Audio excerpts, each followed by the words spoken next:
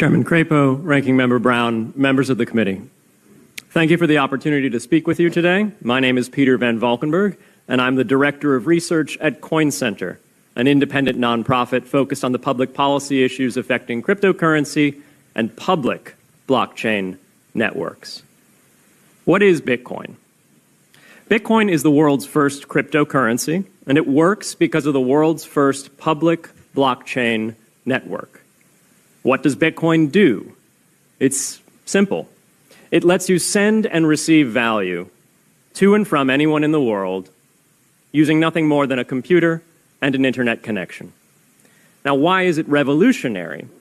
Because unlike every other tool for sending money over the internet, it works without the need to trust a middleman. The lack of any corporation in between means that Bitcoin is the world's first public digital payments infrastructure. And by public, I simply mean available to all and not owned by any single entity. Now, we have public infrastructure for information, for websites, for email. It's called the internet. But the only public payments infrastructure that we have is cash, as in paper money. And it only works in face-to-face transactions. Before Bitcoin, if you wanted to pay someone remotely over the phone or the internet, then you could not use public infrastructure. You would rely on a private bank to open their books and add a ledger entry that debits you and credits the person you're paying. And if you both don't use the same bank, well, then there'll be multiple banks and multiple ledger entries in between. With Bitcoin, the ledger is the public blockchain, and anyone can add an entry to that ledger, transferring their Bitcoins to someone else. And anyone, regardless of their nationality, race, religion, gender, sex, or creditworthiness, can for absolutely no cost create a Bitcoin address in order to receive payments digitally. Bitcoin is the world's first globally accessible public money. Is it perfect? No. Neither was email when it was invented in 1972. Bitcoin's not the best money on every margin. It's not yet accepted everywhere. It's not used often to quote prices, and it's not always a stable store of value. But it is working, and the mere fact that it works without trusted intermediaries is amazing.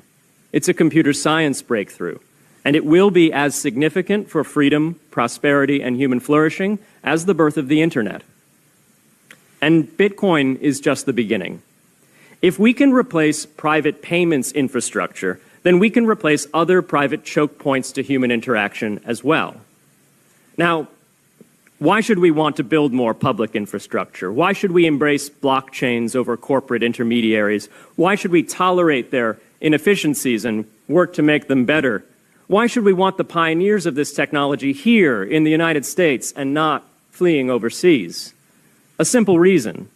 Because the corporate intermediaries providing today's critical but privately owned infrastructure are becoming fewer, larger, and more powerful, and their failures are increasingly grave. So roughly half of all Americans, 143 million people, had their Social Security numbers exposed to hackers because of a breach at Equifax. The SWIFT network has relayed hundreds of millions of dollars in fraudulent transactions because of hacked member banks in Bangladesh, Vietnam, Ecuador, and Russia. The FBI suspects now that the largest of these hacks was perpetrated by North Korea. Corrupt, low-level employees at an Indian bank, Punjab National, were able to fraudulently certify SWIFT messages, stealing $1.8 billion. It's the largest electronic bank robbery in history. In fact, it's the largest bank robbery in history. In October 2016, an estimated 1.2 million internet-connected devices